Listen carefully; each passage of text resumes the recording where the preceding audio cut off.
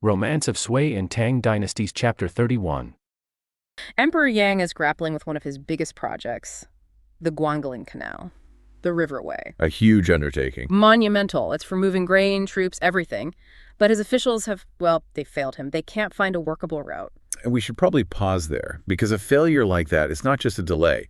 I mean, building the Grand Canal was a defining and often brutal part of the Sui. Oh, absolutely. This is a massive political liability. It could even lead to unrest. So the emperor is just stewing in this administrative failure. And that kind of anxiety in a ruler is dangerous. It is. And this is where Empress Xiao shows her political genius.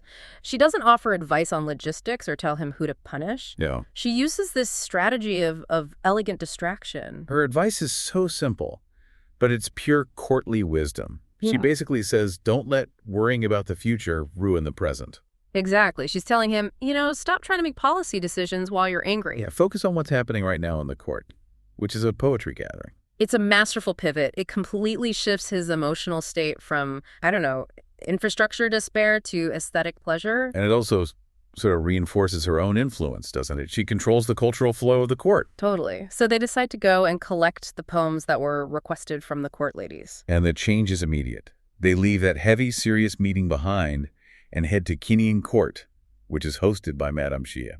And the source material just paints this beautiful picture. It's that perfect moment between spring and summer. Birdsong, falling flowers, light sun, gentle breeze. It's the most peaceful, cultivated environment you can imagine. But even in that peace, there's protocol. The emperor asks Madame Xia, where are the poems? Right. And she explains the logistics. The poems are finished, but they were all given to Madame Qin in another court to be presented all at once. Which suggests a pretty competitive environment. Presentation is everything. It is. And just as they're settling into this calm, the disruption arrives.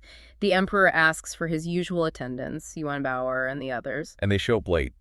More than late. The text says they look flustered, act normal. They have clearly broken a very serious rule. You can just feel the tension. They can't lie, so they confess they were secretly watching something on the Renziyuan hill nearby. And this is the moment where the story just turns on a dime. It's a huge shift. The contrast is just so violent. We go from the emperor's frustration over a national engineering project to the delicate art of poetry. To a secret display of pure martial arts skill. It's like cultural whiplash. The performer was a woman named Xu Yer. She was performing a sword dance. A skill the emperor had no idea she possessed.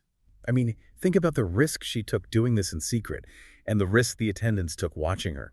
And the text really leans into that contradiction. It describes her wearing a light red gown like thin, bright mist and a simple white skirt like clear autumn water. So she has this ethereal beauty. Exactly, the beauty of an immortal. But at the same time, she has the spirit of a heroic woman, a Hoaxia Nu. That dual identity is just electric. So the dance itself, it starts off how you expect, right? Yeah. Feminine, graceful. Very much so. Movements like a dragonfly skimming water. A swallow passing through flowers. It's all designed to be delicate, to be pleasing. But that softness is it's instantly abandoned. The pace picks up, the blades become invisible. And the swords are described as two white dragons. Yes, winding up and down. The control required for that while still looking so graceful is just extraordinary.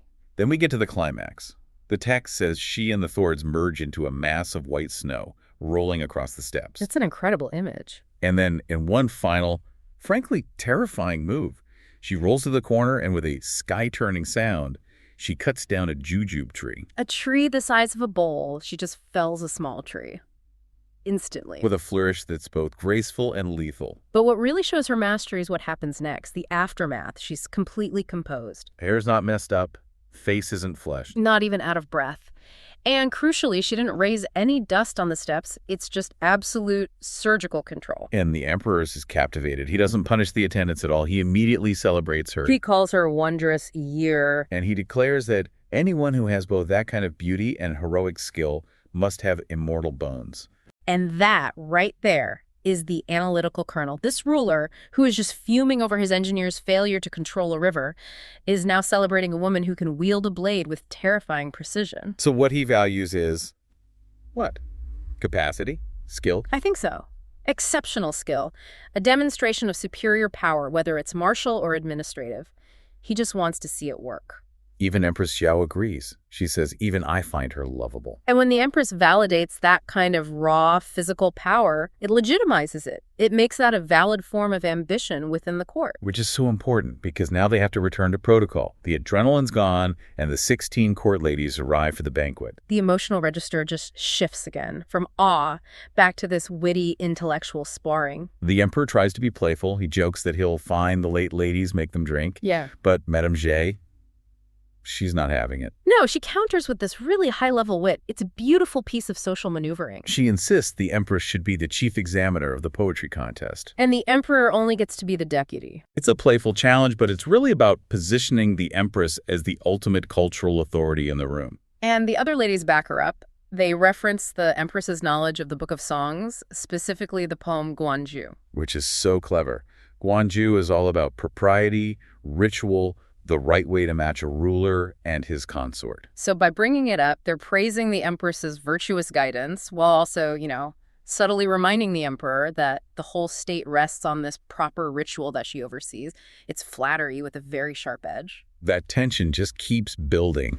Madame Qin finally presents the poetry manuscripts, and the emperor decides to read the poem by Jiang Yi first. Just because she was the youngest and finished the fastest. And this is where the drama really kicks in. Yeah. Jiang Yi says something like, she's empty in the stomach, and that's why she had to finish quickly. A seemingly innocent, nervous comment. Except Madame Qin immediately jumps on the subtext with, intentional malice. She suggests that Zhang Geji's comment might be a jab at Madame Xia for having things in her belly. And just like that, a simple apology becomes a coded dynastic revelation. The empress gets it instantly. She asks directly if Madame Xia is pregnant, even offers congratulations. The emperor is just speechless for a moment. Because this is huge news. Yeah. And it was delivered through a veiled insult. The definitive answer, though, comes from Madame Liang, and she does it so discreetly. Toward the table with her fingers. 3 fingers. To signal 3 months. That silent communication right in the middle of a banquet shows you how the most critical information really flows in court. Yeah. It's not through official channels. It's whispers and gestures. And that news, of course, trumps everything. Poetry, sword fights, all of it. The emperor is just overjoyed. He orders wine for himself and the empress. Right, joking about his small contribution to the success. It shows you the real priority, Yeah. lineage, stability. That's what matters most. But the contest does have to continue. So let's actually look at the verses. The first one, by Zhang Gui, describes the court ladies competing for the king's attention, and it ends with the rainbow skirt dance, blurring heaven and earth. And the emperor's judgment is that it's not embarrassing. Which is basically damning with faint praise. It is. The poem confirms this competitive environment, but the emperor seems, unimpressed by it. Okay, so then the second poem, by Ji Chu. This one feels different. It's more subtle. Much more. It's a quatrain about a lady who finishes her makeup too late. She hears the imperial chariot leaving without stopping for her. And so she secretly plays her zither, her pipa, while turning away from everyone else. If you think about the emotional landscape of the day, this poem is the total opposite of Xu Yi's aggressive sword dance. Yeah. It captures that quiet yearning, the loneliness, the private art that happens when no one is watching, born from disappointment. We're looking at the early 7th century Emperor Yang of Sui. One night, a night where poetry decided everything. That's right. We're diving into this practice called Ti Shi Yao Chang. Literally, it means presenting poems to invite favor. And believe me, this was no casual poetry slam. Right. This was a formal, high-stakes competition. You had the emperors, consorts, and concubines putting their literary skills on the line, all trying to win his attention, maybe some status, and, probably a visit from him that very night. And the sources make it clear, this whole thing, the music, the drinks, the poems, it was all overseen by Emperor Yang and his wife, the Empress Xiao, who sounds like she was quite formidable. Oh, absolutely. Empress Xiao was definitely a major political player. And in this setting, she was essentially the chief judge. How they were using literary taste, judgment as a way to wield power. Exactly. We need to look at the different tactics these women used. Yeah. Who went for subtlety? Who was more direct, maybe even flirtatious? And crucially, how did Empress Xiao kind of steer the whole thing, controlling who won and what it all meant? Shifu Ren, Lady she apparently nailed it early on. What made her stand out? The emperor praised it, right? He did, because she didn't just use the standard Xing by, general metaphors like I'm lonely, like an autumn flower kind of thing. Okay. She used something called Idian Shi, which is basically referencing a specific personal event, a private memory. Ah, so it's more intimate. What was the memory? Her poem talked about a specific time the emperor heard her playing the lute, the pipa, from behind a wall in King Shi Yuan, and she described the music as sounding like resentment, like longing, like weeping, like complaining. Wow. So it wasn't just a poem about longing. It was a poem tied to a moment only he would fully get. That's clever. That's the power of Dianshi. It creates this bubble of shared experience. The emperor apparently said her poem was just like painting her own picture. So it felt personal, unique to him. Exactly. And the empress even chimed in, sort of casually mentioning she'd like a private performance later. That's hitting the jackpot, creating emotional exclusivity through art. Okay, so that's the gold standard. Now, what about when it didn't quite land? You mentioned some confusion with Zhang Tao. Right, Zhang Tao, also known as Jingbo Shi. She submitted 2 juju, those really tight 4-line poems, very disciplined form. What were they about? Well, the first one used imagery of spring in Yangzhou, saying she was like a neighbor to the famous Qianghua flower. Pretty standard, maybe a bit generic. Okay. The second one, though, was much more vivid. It described her getting ready, hearing her parrot announce midday, and then this is the key part, quietly sneaking her embroidered shoes under the flowers to wait for him. She's literally hiding, waiting for him to arrive. That seems pretty direct emotionally, even if the image is delicate. You'd think so, but the emperor's first reaction, he kind of brushed it off, said it expressed too much homesickness. Homesickness. He completely missed the romantic pining. Or did he? Well, this is where Empress Xiao steps in, and this is amazing. She doesn't just correct him, she calls for a large cup and says she's fining him 3 drinks for misunderstanding the poetry. Wait, she fined the emperor in front of everyone? Yes. It's a huge display of her authority, basically putting him on the spot. Wow. Talk about keeping him in line. Definitely. She then basically gave a little lecture explaining that Zhang Tao was using Ixingbai, that illusion technique, but borrowing the feeling of missing home to actually talk about missing him, concealing affection. It was a known rhetorical trick. So she publicly decoded it, validating the poem's real meaning. How did the emperor react to being fined and corrected? This is brilliant. He just bursts out laughing and says something like, "How could I not know? Of course I understood. But," he says, "if I only praised her for missing me, wouldn't that suggest the other consorts don't miss me?" Oh, that's smooth. So he claims he got it all along. He was just being diplomatic, fair to everyone. Exactly. He turned a potential embarrassment into an act of imperial magnanimity. It protected his image. Which really makes you wonder, doesn't it? How much of this whole night was about actual literary appreciation and how much was just pure court politics, with the empress calling the shots on interpretation? That's the core question. She used the rules of poetry critique to manage his attention, essentially. Okay, so that's subtlety and corrected subtlety. What about the ones who just went for it? Right, the less subtle attempts. You mentioned the empress's tone actually shifted here, became more playful. It did. It's fascinating. Take Hua Shuxia. She submitted a saya, which is a different lyric form, often a bit more free-flowing. Okay. And her poem had lines about, like, gambling over a golden hairpin, and then she directly asks if the emperor is being naughty, or if she is. Uh-huh. That is cheeky. Very direct, very flirtatious. Less refined sorrow and more come hither. Totally. And how does the empress respond? Not with some deep literary analysis. She just makes a joke. She says she's only afraid that tonight Lady Hua won't be able to be naughty anymore. Whoa. So basically, message received, he's yours tonight. Pretty much. The royal seal of approval on a successful flirtation. And there was another one like that.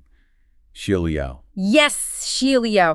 Her Sido was praised by the empress specifically for being, and this is a direct quote, not only emotional and charming, but also serves as a speedy invitation, a sutai for the emperor to visit her. A speedy invitation. The empress is literally calling the poem a booty call. Essentially, yes. The subtext is completely gone. She's openly acknowledging and approving the poem as a successful romantic, maybe even sexual proposition. It shows that directness could work as long as it had charm, and crucially, the Empress is okay. So you could win with deep, subtle intimacy like Shifu Ren, or clever veiled meaning like Jiang Tao, or just outright charming flirtation like Hua Shuxia and Xia Liao.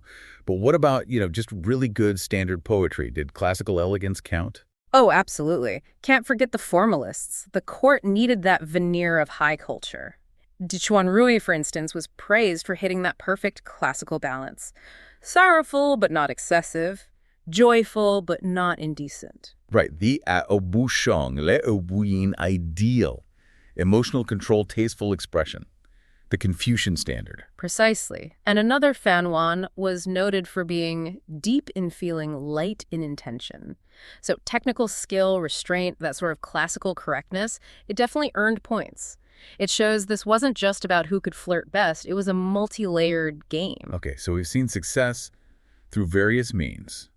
But this kind of pressure must have led to some less successful moments. You mentioned an anecdote about Jia Suzhen. Jia Suzhen. This story is wonderful because it's so human.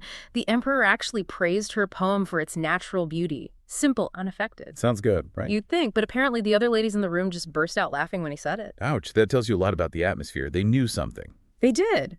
And their famous companion, Flower Lady, immediately spilled the beans. She revealed that poor Jia Suzhen had struggled massively with the poem. She'd written draft after draft, gotten frustrated, wadded them up, and then, get this, she ate 3 or 4 of the paper drafts. You ate them, like literally ate the paper. Literally ate the paper. Chilasansi to hide the evidence of her struggle, presumably out of sheer panic and fear of failure. Oh my God.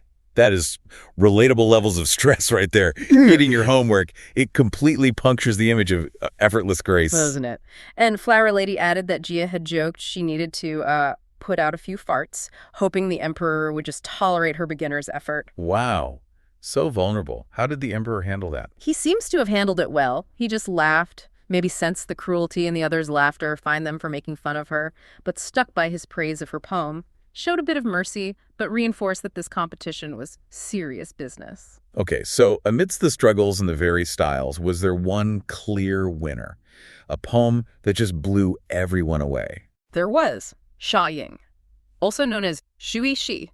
Her submission seems to have silenced all debate. What did she write? She submitted a 5-character lishi, regulated verse.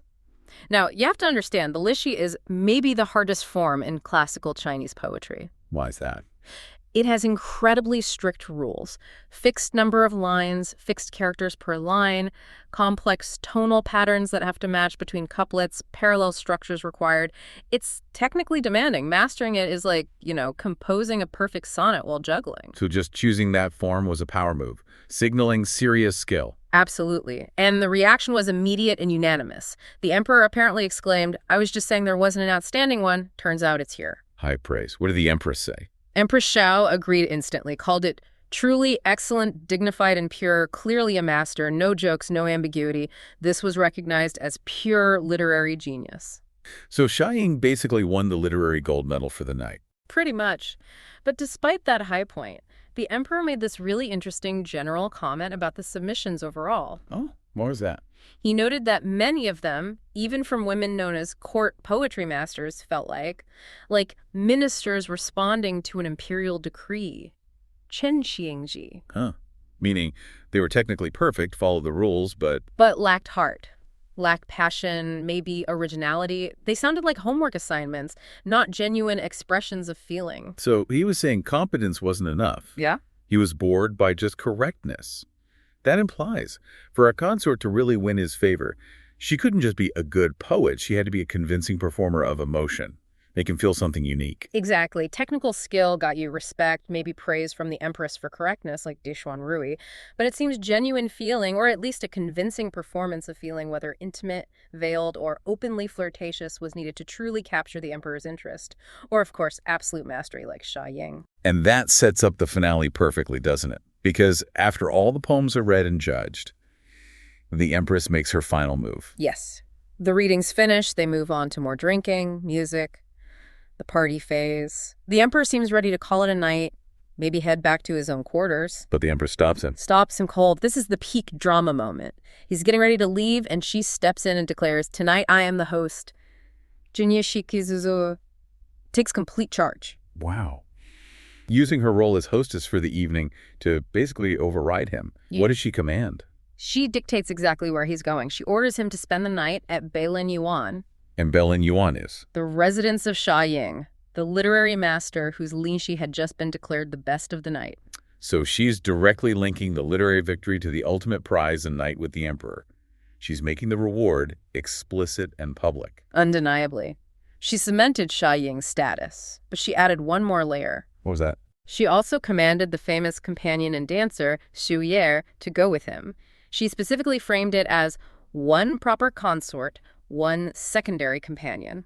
So the Empress isn't just rewarding Sha Ying, she's managing the entire entourage for the night. She's orchestrating his romantic life based on the results of the poetry contest. Precisely. She's demonstrating her power not just to judge the art, but to enforce the consequences of that judgment. She confirms Sha Ying's literary win with the ultimate reward, and she does it by physically stopping the emperor and dictating his plans. He couldn't argue.